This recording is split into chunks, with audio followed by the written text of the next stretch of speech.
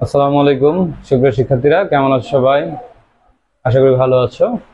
যারা অন্য ধর্মের শুনছো তাদেরকে আমার আন্তরিক শুভেচ্ছা এবং অভিনন্দন। আমি আজকে হাজির হয়েছি তোমাদের এসএসসি পরীক্ষার্থীদের জন্য, যারা এসএসসি পরীক্ষা 2025 সালে এসএসসি পরীক্ষা দিবে। অর্থাৎ অল্প কিছুদিনের মধ্যে তোমাদের পরীক্ষা শুরু হয়ে যাবে। এসএসসি পরীক্ষার্থীরা, তোমরা একটি পাবলিক পরীক্ষার সম্মুখীন হতে যাচ্ছ, যেটা হচ্ছে এসএসসি 2025। তোমরা এ যাবৎ যা পড়াশোনা করেছো, অর্থাৎ তোমাদের যে 10 বছরের একটা সাধনা বা একটা পড়াশোনা, এটা একটা ফলাফল তুমি পাবলিক পরীক্ষার মধ্য দিয়ে পাবে। অথবা তুমি এটা বলতে পারো, তুমি হাই স্কুলে ভর্তি হওয়ার পর থেকে নিয়ে শুরু করে এই যে 2025 সালে যে পরীক্ষা শুরু হবে, এই পরীক্ষায় অর্থাৎ এই যাবৎ তোমরা যা শিখেছো, 9-10 এর বইগুলোতে যা শিখেছো, সেটার উপর ভিত্তি করে তোমার এই পরীক্ষা। এটা একটা মহাযুদ্ধ। এই যুদ্ধে তোমাকে অবশ্যই জয়ী হয়ে আসতে হবে। কারণ তুমি এই যুদ্ধে যদি বিজয়ী না হইতে পারো, তাহলে তুমি অনেকের কাছে, পরিবার পরিজন, শিক্ষক বা আত্মীয় স্বজন, ওনাদের কাছে তুমি কটু কথার সম্মুখীন হবে। আমি চাই না তোমরা সেই কটু কথার সম্মুখীন হও। তোমাদের প্রতি আমার দোয়া এবং আশীষ রইল। আমরা আশা করি এই যুদ্ধে বিজয়ী হয়ে আসবে, কৃতকার্য হয়ে আসবে এসএসসি পরীক্ষায়, এবং সবার মুখ উজ্জ্বল করবে। আর এর জন্য প্রয়োজনীয় নির্দেশনাগুলো অনুসরণ করবে। আমি তোমাদেরকে নির্দেশনাগুলো দিয়ে দিচ্ছি। তোমাদের পরীক্ষার জন্য করণীয় এবং বর্জনীয় কিছু বিষয় নিয়ে আমি আলোচনা করব। দেখো, তোমার পরীক্ষার জন্য করণীয় যে বিষয়গুলো, অবশ্যই যে বিষয়গুলো করণীয় তোমার এডমিট কার্ডের পেছনে দেওয়া আছে, তুমি চাইলে সেটা দেখে নিতে পারো। এছাড়াও আমার পক্ষ থেকে কিছু তোমাদের জন্য কিছু দিক নির্দেশনা থাকবে, তোমরা সেটা অনুসরণ করতে পারো। পরীক্ষার হলে তুমি একটা সুন্দর একটা ফ্রেশ একটা মাইন্ড নিয়ে পরীক্ষার হলে প্রবেশ করার চেষ্টা করবে। আর সেটার জন্য প্রয়োজন হচ্ছে তোমার আগের রাতে খুব ভালো একটা ঘুম দেওয়া। অর্থাৎ আগের রাতে এত বেশি রিভিশন না করে তুমি সুন্দর একটা ঘুমের মাধ্যমে তোমার মস্তিষ্কটাকে ফ্রেশ রাখার চেষ্টা করবে। পরীক্ষার হলে তুমি অবশ্যই তোমার অভিভাবক নিয়ে যাওয়ার চেষ্টা করবে। একান্তই যদি কোনোভাবে সম্ভব না হয়, তাহলে তোমার ভালো যে বন্ধু আছে তাদের সাথে থাকার চেষ্টা করবে। পরীক্ষার কেন্দ্রে অবশ্যই কমপক্ষে আধা ঘন্টা আগে যাওয়ার চেষ্টা করবে। আরো যদি আগে যেতে চাও, সেটা আরো ভালো হবে। তো কমপক্ষে আধা ঘন্টা আগে অবশ্যই যাবে, কারণ আধা ঘন্টা পরে, পরীক্ষা শুরু হওয়ার আধা ঘন্টা আগে তোমাদের কেন্দ্রের গেট বন্ধ করে দেওয়া হবে।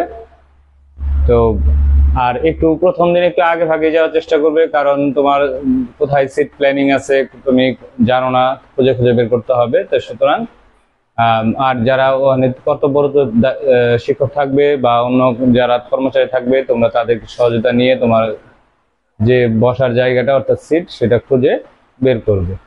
তোমার পরীক্ষার জন্য যে প্রয়োজনীয় জিনিসপত্র যেগুলো লাগবে, যেমন প্রবেশপত্র, রেজিস্ট্রেশন কার্ড, হ্যাঁ, তারপর তোমার ক্যালকুলেটর, তোমার পেন্সিল, কলম, তারপর স্কেল, হ্যাঁ, এছাড়া যদি এছাড়া অন্য কোনো, যেমন ফাইল, হ্যাঁ, অথবা কালারিং কলম যে তোমরা ব্যবহার করতে চাও, এগুলো পরীক্ষার আগের রাত্রে, অর্থাৎ যেদিন পরীক্ষা শুরু হবে তার আগের রাত্রে এগুলো গুছিয়ে একটা ফাইল করে রাখবে, যাতে তুমি পরবর্তী দিন সকালে সেটা নিয়ে যেতে পারো। অর্থাৎ তোমার কোনো আবার নতুন করে কোনো কিছু খুঁজতে না হয়, কারণ পরীক্ষার আগে খুঁজতে গিয়ে হয়তো তোমার মন মেজাজ খারাপ হয়ে যেতে পারে কোনো একটা জিনিস খুঁজে না পেলে।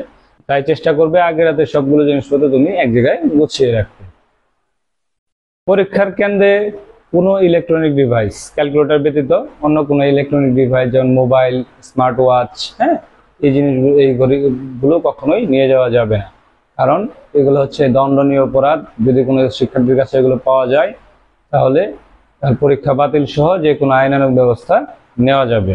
পরীক্ষায় কখনো অসৎ উপায় অবলম্বন করার চেষ্টা করবে না, এটাও দণ্ডনীয় অপরাধ। তোমাকে যদি অসৎ উপায় অবস্থায় পাওয়া যায়, তাহলে অবশ্যই তোমার খাতা সহ তোমাকে এক্সপেল করে দেওয়ার সম্ভাবনা বেশি থাকবে। সুতরাং তুমি একটু, পরীক্ষা যদি খারাপও হয়, তাও অসৎ উপায় অবলম্বন করার চেষ্টা করবে না।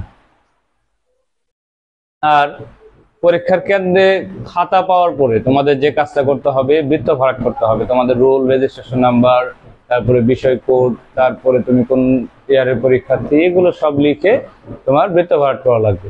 এখন বৃত্ত ভরাটের ক্ষেত্রে অবশ্যই স্মরণে রাখবে, তুমি যে জায়গায় উপরে 1 লিখেছো ঠিক নিচে 1 যে জায়গায় আছে সেটা লিখবে। যেখানে 7 লিখেছো ওই বরাবর নিচে যে 7 আছে যে জায়গায় ওই 7 বৃত্তটা ভরাট করবে।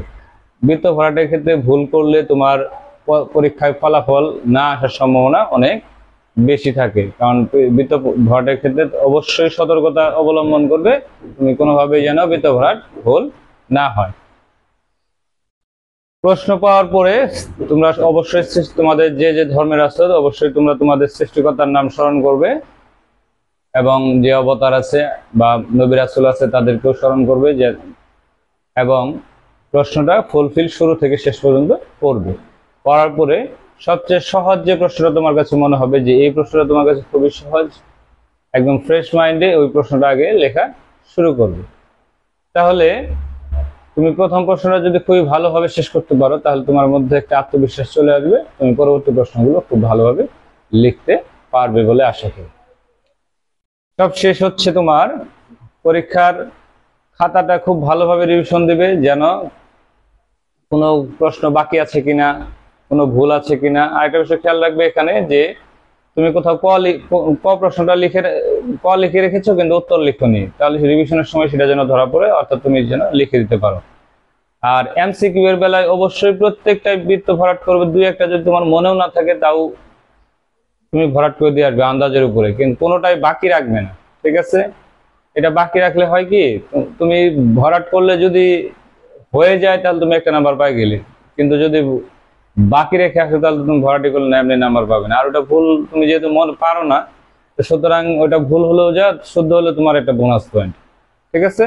আর সর্বশেষ খাতাটা রিভিশন কমপ্লিট করে আবার তোমার স্রষ্টার নাম স্মরণ করে খাতাটা শিক্ষকের হাতে জমা দিয়ে দিবে। ধন্যবাদ। আমি আশা করি তোমরা আমার নির্দেশনাটা অনুসরণ করলে তোমাদের পরীক্ষায় ভালো ফলাফল আশা করা যায়, তো তোমরা এটা অবশ্যই মনে রাখবে। ধন্যবাদ। এই পর্যন্তই। আশা করি আবার অন্য কোনো ভিডিওতে তোমাদের সাথে দেখা হবে অন্য কোনো টপিক নিয়ে।